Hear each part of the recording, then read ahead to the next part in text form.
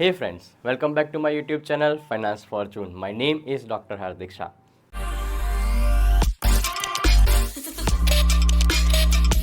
दोस्तों, how to choose a stock, इसी topic पर आज आपके साथ मैं बात करने वाला हूं। आपको मैं ये सिखाने वाला हूं कि किसी भी स्टॉक का चयन कैसे किया जाए, how you can choose a particular stock. देखो, एनएससी और बीएससी दोनों मिलाकर 8000 से ज़्यादा कंपनीज लिस्टेड है। अब हम 8000 स्टॉक के अंदर तो इन्वेस्ट नहीं कर सकते, तो उसके लिए हम ऐसे कैसे पैरामीटर को ध्यान में रखें, ऐसी कौन सी चीज़ों को हमको ध्यान में रखना है। फंडामेंटली किसी भी स्टॉक को आइडेंटिफाई करना है ना, तो कौन कौन से ऐसे प्रॉपर फंडामेंटल्स है जो आपको ध्यान में रखने हैं, यही चीज़ के बारे में मैं आज आपके साथ ये वीडियो के अंदर डिस्कशन करने वाला हूँ। फ्रेंड्स, अगर मेरे चैनल पर नए हो और पहली बार ये वीडियो देख रहे हो ना, तो फटाफट से वो सब्सक्राइब बटन को क्लिक कर दो और साथ में वो बेल आइकन को दबाना मत भूलना, ताकि फ्यूचर में मेरे जो वीडियो आने वाले हैं ना, उसका नोटिफिकेशन आपको सबसे पहले मिल जाए। चलिए दोस्तों, टाइम नहीं बिगाड़ते हैं और शुरू करते हैं how to choose a particular stock. सबसे पहला जो पैरामीटर है ना, वो आपको ध्यान में रखना है कंपनी का ROE, that is return on equity. देखो, कंपनी का रिटर्न ऑन इक्विटी करीबन 20% के आसपास तो होना ही चाहिए। अगर 20% है तो ये कंपनी अच्छी मानी जाएगी। उसके साथ साथ ये भी देखना है कि चलो, कंपनी के ऊपर डेट है, कितना डेट है वो फिगर आइडेंटिफाई कर लो, पर वो डेट होने के बावजूद कंसिस्टेंटली अगर पिछले 5 साल के आप डेटा को निकालो ना, तो पिछले 5 साल के अंदर अगर वो ROE को 20% मेंटेन कर रहे हैं, उसका मतलब ये है कि कंपनी अच्छी है। पर अगर अगर कंपनी के ऊपर कोई डेट है ही नहीं, या बहुत एकदम नेग्लिजिबल अमाउंट का डेट है, उस टाइम पर अगर ROE 15% से 20% के बीच में भी होगा ना, तो वो भी कंपनी अच्छी कहलाएगी। क्यों कहलाएगी? क्योंकि यहाँ पर कंपनी के ऊपर कोई भी तरह का डेट नहीं है। तो याद रख लो, सिंपल लैंग्वेज में आपको समझा रहा हूँ, अगर कंपनी के ऊपर डेट है और उसकी बैलेंस शीट के अंदर वो लोग कंटिन्यूअसली ROE को 5 साल तक मेंटेन करके रखे हुए हैं 20% तक, तो आपको वो कंपनी को अच्छा मानना है।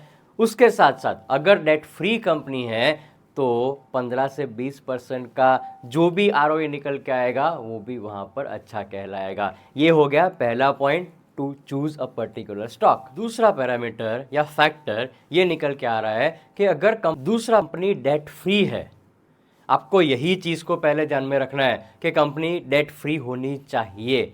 अगर डेट फ्री नहीं है ना, तो कहीं ना कहीं आपको एक चीज़ और देखनी है कि क्या उनका सेल्स और प्रॉफिट ये दोनों कंटिन्यूअसली ग्रोथ होते जा रहे हैं। अगर कहीं ना कहीं ग्रोथ नहीं हो रहा है ना, और डेट भी बढ़ता जा रहा है, तो उस स्टॉक को आपको चूज नहीं करना है। समझे मैं क्या बोलना चाहता हूँ? आपको उसी स्टॉक को चूज करना है जहां पर सबसे पहले तो डेट फ्री हो, डेट ना के बराबर हो या डेट जीरो हो। और अगर डेट है कंपनी के ऊपर, कंपनी के सिर के ऊपर मतलब डेट है, उस टाइम पर आपको ये देखना है कि कंपनी का सेल्स और प्रॉफिट ये दोनों कंटिन्यूअसली ग्रोथ होने चाहिए। अगर ऐसा होता है तो वो पर्टिकुलर कंपनी आपके लिए अच्छी है। ROE और डेट फ्री कंपनी, ये दोनों चीज़ों को ध्यान में रखना है। तीसरा जो पॉइंट यहाँ पर लेके आया हूँ ना, वो है नेट प्रॉफिट मार्जिन। देखो, अब कंपनी का नेट प्रॉफिट मार्जिन कंसिस्टेंटली अगर पिछले 5 साल के डेटा निकालो ना, तो वो सस्टेन तो करना चाहिए। अगर सस्टेन कर रहा है, उसके साथ साथ आपको एक चीज़ ये भी नोट करनी है कि क्या वो राइज कर रहा है। राइज मतलब वो नेट प्रॉफिट मार्जिन के अंदर कहीं ना कहीं आपको बढ़ोतरी या इंक्रीज होता हुआ दिख रहा है। अगर ऐसा होता है तो वो कंपनी अच्छी कहलाएगी। चलो इसको एक एग्जाम्पल के तौर पर समझते हैं। IT इंडस्ट्री के अंदर 3 या 4 बड़ी बड़ी कंपनियों की बात करते हैं। सबसे पहले बात करते हैं TCS की, दूसरी बात करते हैं इन्फोसिस की, तीसरी बात करते हैं HCL टेक्नोलॉजीज की, और चौथी कंपनी ले रहे हैं हम विप्रो। अब देखो, ये चारों कंपनी को मुझे कंपेयर करना है। अब चारों कंपनी को नेट प्रॉफिट मार्जिन के पैरामीटर पर मुझे अगर कंपेयर करना है ना, तो मैं चारों कंपनी के अंदर पहले तो ये देखूंगा कि क्या उनके जो नेट प्रॉफिट मार्जिन है वो सस्टेन हो रहे हैं। अगर सस्टेन हो रहे हैं तो अच्छी बात है। उसके साथ साथ एडिशनली मुझे ये देखना है कि ये चारों कंपनी के अंदर कौन सी ऐसी कंपनी है जहां पर कंटिन्यूअसली नेट प्रॉफिट मार्जिन बढ़ता जा रहा है। ऐसा भी हो सकता है कि इन्फोसिस और TCS, ये दो कंपनी ऐसी है जहां पर कंटिन्यूअसली आपको नेट प्रॉफिट मार्जिन के अंदर बढ़ोतरी देखने को मिल रही है। अब ये दो, बाकी के दो निकल गए तो बाकी कितने रहे? दो, टीसीएस और इन्फोसिस। अब यही दो कंपनी को आपको कंपेयर करना है, दूसरे अदर पैरामीटर्स को ध्यान में रखना है और उसके बाद आपको चूज करना है कि इन्फोसिस के अंदर इन्वेस्टमेंट किया जाए या टीसीएस के अंदर इन्वेस्टमेंट किया जाए। सो तीसरा पॉइंट नेट प्रॉफिट मार्जिन का आपके साथ शेयर किया। चौथा पॉइंट और बहुत ही इंपॉर्टेंट, प्रमोटर्स का होल्डिंग कितना परसेंट है। देखो, प्रमोटर्स मतलब हम यही समझते हैं कि जिन लोगों ने कंपनी की शुरुआत की थी, जो कंपनी के फाउंडर्स हैं, जो कंपनी के अंदर अपना अच्छा खासा पैसा लगा के बैठे हुए हैं, दे आर द प्रमोटर्स। अब प्रमोटर्स ही अपनी कंपनी के अंदर मेजर स्टेक नहीं रखेंगे तो कंपनी को, मतलब कंपनी के ऊपर भरोसा किसको आने वाला है? आप और मुझे, मतलब ऐसा भरोसा नहीं आने वाला है। जब कंपनी के प्रमोटर को ही खुद की कंपनी के ऊपर भरोसा नहीं है तो फिर कोई मतलब ही नहीं है ना। आपको यहाँ पर एक चीज़ कंपलसरी ध्यान में रखनी है कि कम से कम प्रमोटर का जो होल्डिंग है ना, कम से कम 50% तो होना ही चाहिए। 50% तो बिल्कुल होना चाहिए। 50% से जितना ऊपर है वो बहुत ही बढ़िया है, मतलब मोर इज बेटर। समझ गए ना? जितने परसेंटेज ज़्यादा है ना वो बेटर है प्रमोटर होल्डिंग के लिए। अगर प्रमोटर्स 80% करते हैं, 75% करते हैं, कई बार 95% भी आपको देखने को मिलेगा, कई बार 60, 70, 80%, मतलब ये प्रमोटर्स को अपनी कंपनी के ऊपर बहुत ही विश्वास है, इसीलिए अभी तक उन लोगों ने अपना स्टेक कंपनी में से नहीं बेचा हुआ है। सो चौथा पॉइंट जो आपके साथ मैंने शेयर किया वो है प्रमोटर का होल्डिंग कम से कम 50% का तो होना ही चाहिए। अगला पॉइंट जो आपके साथ शेयर करने वाला हूं ना, वो है कंपनी का positive cash flow.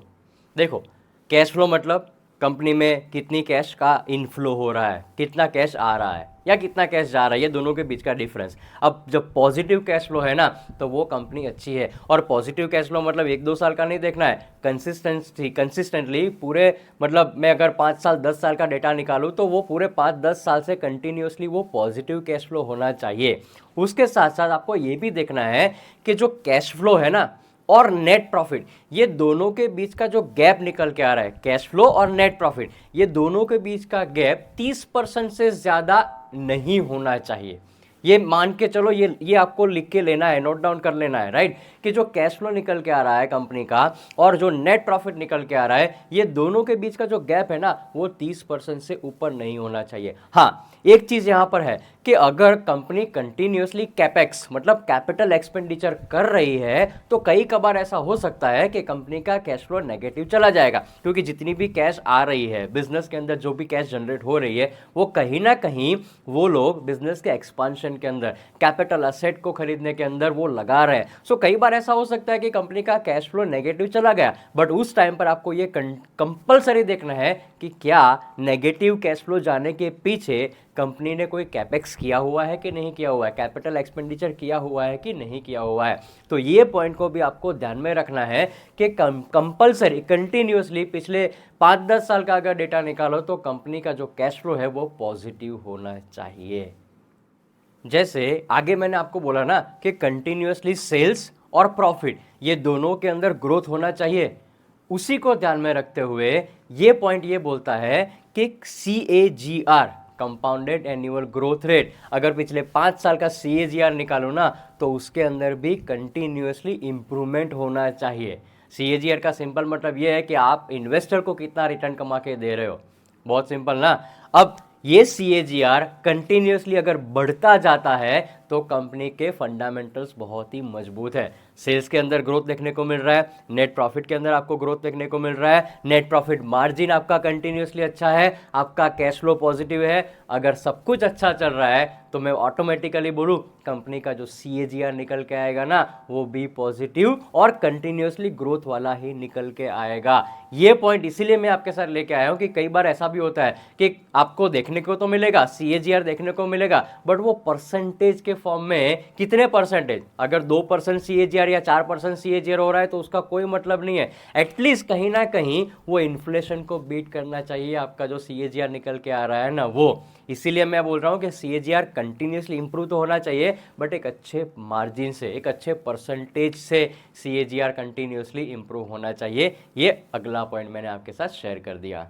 Next point जो शेयर करने वाला हूं ना, वो स्पेसिफिकली आपके लिए है। आपके लिए मतलब आप इन्वेस्टर हो ना, तो आपके लिए ये है। ऐसी कंपनी को देखो जहां पर कंटिन्यूअसली कंपनी आपके बारे में सोच रही है, मतलब इन्वेस्टर के बारे में सोच रही है। देखो, इन्वेस्टर के बारे में सोच रही है का मतलब ये है कि कंपनी कंसिस्टेंटली डिविडेंड दे रही है कि नहीं दे रही है, क्या वो बोनस शेयर आपको ऑफर कर रही है कि नहीं कर रही है। अगर ऐसा हो रहा है ना, तो वो कंपनी अच्छी है। माना जाता है कि कंटिन्यूअसली देखो, एक तो कंपनी के जो शेयर प्राइस है ना, मार्केट कैप या शेयर प्राइस जो भी बोलो, राइट, उसके अंदर आपको कंसिस्टेंटली इंक्रीज देखने को मिल रहा है। उसके साथ साथ कंपनी जो अर्निंग्स कर रही है ना, उसमें से भी कुछ एज ए डिविडेंड आपको दे रही है। कई कबार कंपनी आपको बोनस शेयर भी दे रही है। उसका मतलब यह है कि कंपनी खाली खुद के बारे में नहीं सोच रही है, कंपनी अपने इन्वेस्टर के बारे में भी यहाँ पर सोच रही है। बहुत सारे ऐसे एग्जांपल है जो स्पेसिफिकली अच्छा डिविडेंड देते हैं सालाना, जो कहीं ना कहीं आपको एफडी से भी ज़्यादा रिटर्न मिल जाता है एक साल के अंदर, अगर